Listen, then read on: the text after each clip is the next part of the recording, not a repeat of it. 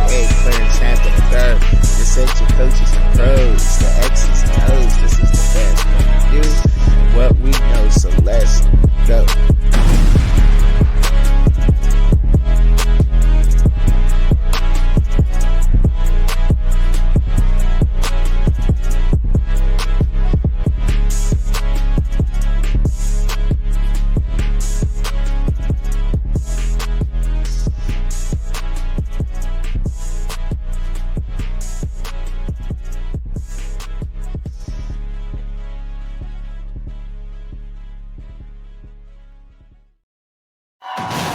Yes, sir. Yes, sir. Let's go.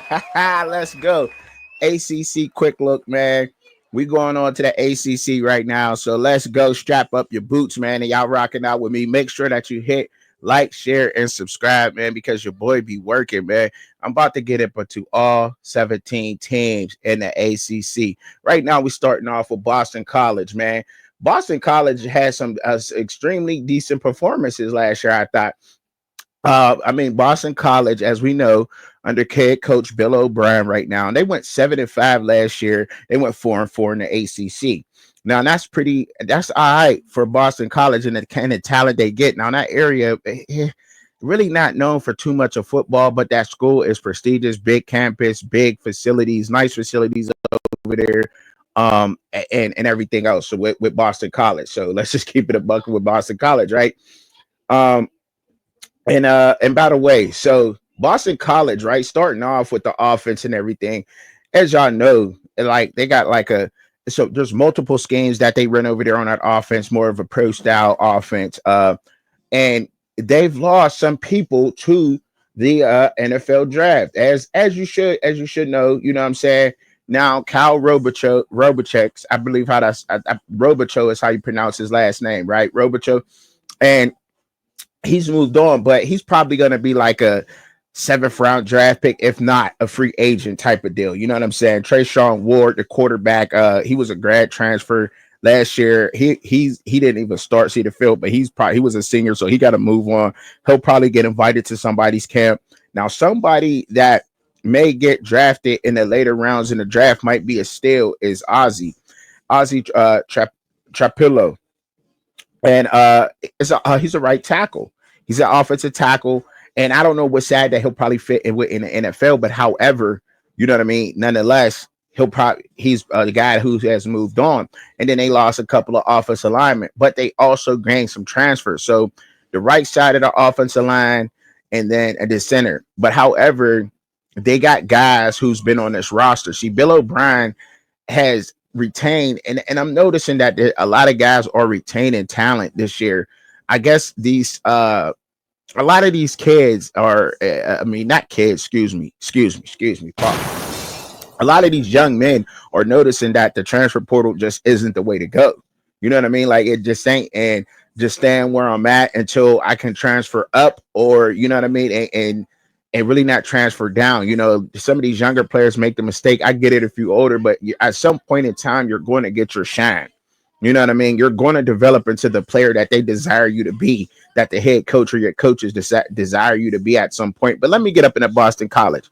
All right. So Boston College has a total of 8 players on the offense. That's what you're probably seeing on both sides of the ball on a lot of these teams. You see 16 players, but they're probably getting like 8 players on each side of the ball, or less than that. You know what I'm saying?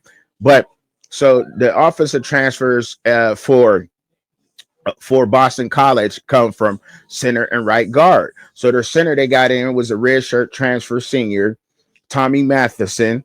He's transferred in from Princeton, 6'3", 310 pounds. When you transfer from Princeton, you're assumed to be very smart academically, and awareness and so forth. And their guard, one of their guards, 6'4", 305 pounds, Amir Johnson, transferred in from Merrimack College. And other than that, I mean, everybody else that has been presented transferring on offense has been looked at as being a depth piece, like a Dylan Logarin, the sophomore transfer for quarterback. I don't know if he'll beat out Grayson James for the spot. I don't know if he'll do that. Zeke Moore, there's a tight end. I don't know if he'll be out Jeremiah Franklin, the senior for that starting position. I don't know. You know what I mean? But VJ Wilkins. I mean, let's talk about VJ Wilkins right behind Lewis Bond right now for wide receiver for Boston College. He come from Campbell. He's 5'10", 185 pounds. He's a redshirt junior transfer over there to Boston College, which is okay. And but I don't know if he'll see the field or not. You know what I mean? So let's just I'm just filling y'all in with these things, you know. And also Bryce Dobson has transferred in, another wide receiver, redshirt sophomore transfer.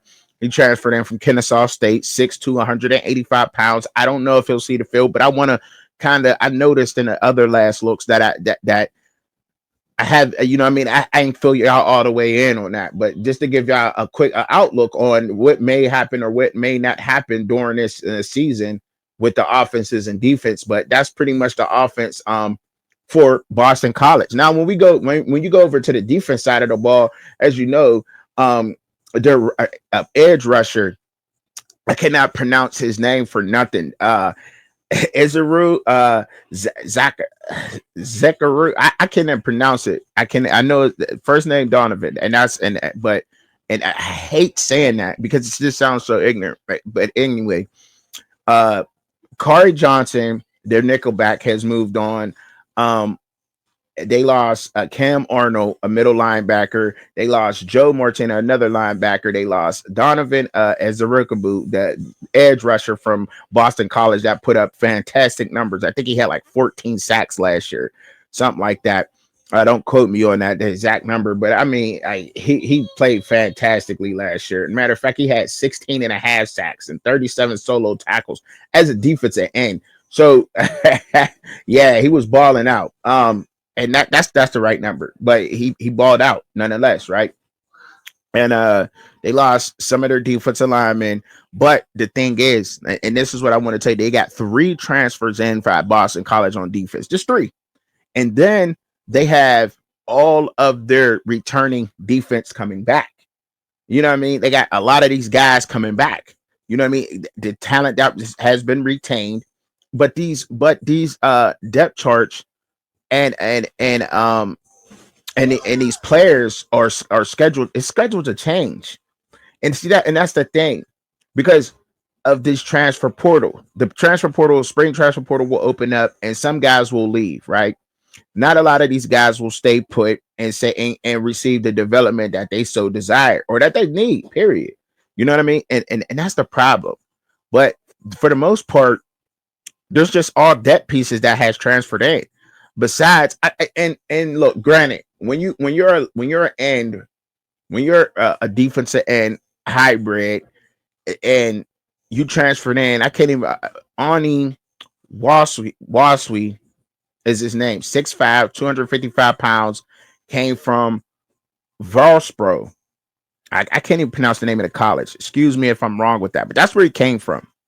And he's a defensive end, senior transfer. Maybe he'll see the field, you know, as a defensive lineman. But other than that, these guys are fantastic, man. These guys are, you know, I think these guys are simply put, what Bill O'Brien is putting together up there is special. And Boston College, I think, so they went 7-5 last year. They went 4-4 and 4-4 in the conference.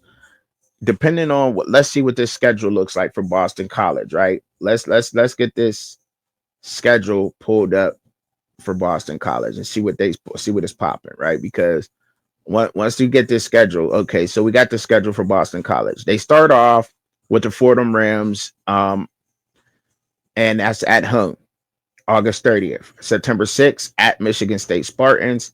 That could be a tough game for them, for both teams. That's going to be a very good game. Michigan State, Big Ten. That's an important game for the ACC. At Stanford Cardinal, going to be a good game. Then they have a bye week, September 20th. Following Saturday, September 27th, they are home versus the California Golden Bears. I don't know how Kyle's going to look, but we're going to get an outlook. We're going to get a quick outlook on them. And then October 4th, they'll be playing in Pittsburgh, the Pitt Panthers. That's going to be a tough game for sure. Then they go at home versus Clemson October 11th. October 18th, they got the Yukon Huskies. Yukon had a bounce back type of season last year, so and they're independent. So we'll see what Yukon is putting together, right? October 25th, they at Louisville. Louisville will be pre-ranked number 20. I don't know if they'll be ranked at that point in time. Let's see if they can hold on to their rankings. But then they play at home versus Notre Dame November 1st.